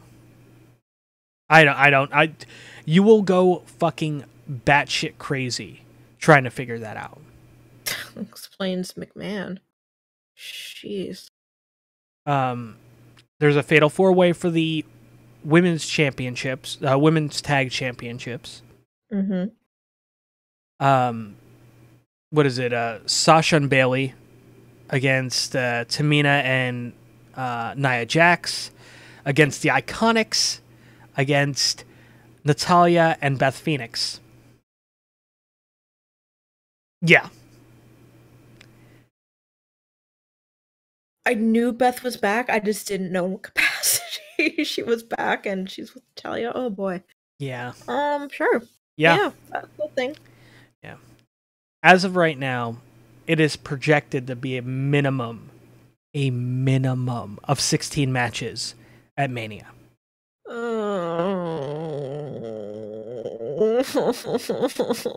we have to sit through all of it? I'll probably be at work for most of it. Okay, good. Just like tap me on the shoulder when you get home and go, hey, let's watch this shit now. Fine. I'm sorry. For what? For the 18 hours of wrestling we gotta catch up on. Fuck. Not enough alcohol, man. Yeah, you're not wrong. Oh, man. But yeah, it's just, I mean, there's that. Mm-hmm. AEW, they signed Ali from Impact, which is pretty cool. Mm-hmm. Apparently she decided not to re-sign with Impact to give other talent an opportunity, which is actually really nice of her to do, you know? Yes. Of course, Rosemary re-signed with Impact. Sami Callihan re-signed with Impact. There's a bunch of people that re-signed with Impact, and then Ali didn't. And I was like, that's kind of weird. And then she signed with AEW. Also, there's something going around that Dustin Runnels, better known as Goldust in the WWE, or Dustin Rhodes, the Natural, when his contract is up with WWE, may be joining AEW. Huh. It's not a bad move. No, it's not. Dustin gives back like nobody else, you know? Right. He really likes giving back to a lot of the younger talent and all of that, and I think that's terrific. I think that's amazing, and they're only going to benefit from that. Absolutely. The whole to be honest with you, I really didn't prepare for a wrestling portion tonight, so I don't blame you. I'm perfectly fine with that too. And it's just because, I mean, we had the whole Gearbox thing happen, and it's like, oh, guess what we're talking about tonight? Oh, no, why? I know, but we got through it. Yeah, we did. Yeah, and we don't have Nashville by Night this week. It's the following week, if I'm not mistaken. You are correct, Okay, because cool. my Friday games have now aligned with our Sunday games, so now I can better keep track. So we are off this weekend, my friend. Okay. All right. You'll be my timekeeper now. Fuck. But yeah, so yeah, if you guys are interested in hearing us role play, you guys can check out Nashville by Night on basically wherever podcasts are heard. You can also check it out on YouTube. I do have a playlist on this channel, this YouTube channel, as well as I have a playlist set up on my main channel because this one doesn't have a custom thing, and yeah, so I'm not reading off a big long string of letters and numbers again. Yeah, because I've done it before. Also, it's, I mean, when we do it, it's live on Twitch. Twitch.tv/Precipice Podcast. Every other Sunday, unless otherwise noted, at 9 p.m. Eastern, 6 p.m. Pacific is about the time we want to start, but we never really start at that time. Yeah. But you're going to want to be in chat about that time, because that's usually when I'm just like, all right, guys, are we ready? And I'm like, fuck, I got to do all the setup because I fucked something up. What did I do? What did I do? Oh, no. No. So, guys, we got about 15 minutes. All right, cool. I'm going to use the bathroom. Like, be quick. Yeah, but it's honestly, Nashville by Night's a fun time. You can hear Mori portray Evelyn Bartow / was that Bouchard, who is a nod to a good friend, Mr. Manny Rods, who used to wrestle under the name JC Bouchard. So, look at me doing that. And then we also have Thurballin of Thurballin Gaming. Yes. I threw him curveballs this week during the podcast. So I'm like, we have Thurballin of Nashville by Night, and it's just like, Wait, yeah, well, it was that situation. And then it was just like, and Thurballin of the Setite Ministry, and it was just like. But yeah, no, we have Thurballin, who plays Bethany Manchester, or currently known as Arabelle Watson, a nod to Ian A.A. Watson, a very awesome, amazing person. Yes. Then we have Dorky Ray playing Braun Kaval. I can't do it right. I can't. Need to add more phlegm. Yeah, I've been talking for like 2 hours, and my throat's getting really dry. So I can't be very phlegmy. Yeah, fair. Or Ryan. Was it? Just actually kind of funny because I think you got it right that time. Yeah, I did. Ryan. Was it? Gaffin. You named. I don't have it in front of me. It's a newer one. Mm-hmm. And then we have Percival Ward, played by It's Anubis, who occasionally you will hear in the background of these podcasts. Yep. Unofficial part of the show. Whose new character's name is Lachlan Gambrill, which sounds pretentious as fuck because of Ventrue. Yep. So, but you guys can hear us do that. You can hear me play multiple different characters, do really bad accents, because my accents are fucking horrible. You get to hear me play a lot of female characters and not even try to lower my octaves. Yeah. I mean, because you start doing it and it's like, all right, well, fuck, my voice is killing me because I'm so used to talking here, but now I gotta talk here, and it's just, it's all a lot softer. But then every character sounds like this because you're doing all female characters, and you're like, what am I doing? Is this ASMR now? Are we doing ASMR? Oh dear God, no. We do not need Nashville by Night ASMR edition. Actually, I think we do. But it'd be Welsh ASMR, and it would be Ray playing Braun, whispering in Welsh the entire time. I need to run this by Ray. Yes, you do. Let's make it happen. Ray, if you're listening, you need to do a thing. Whisper to us. We need you to record like an hour at a time. You just whispering in Welsh. And we'll put it up on your YouTube channel. We'll link it on the Precipice Podcast Network. And yes, it'll be Braun Caval's Caval. Because Ray always gives me shit. Ray's just like, oh, you pronounced it wrong. And I'm like, how the fuck am I supposed to pronounce it? And like, then it gets very phlegmy, and I'm like, yeah, no, that's not happening. That's no.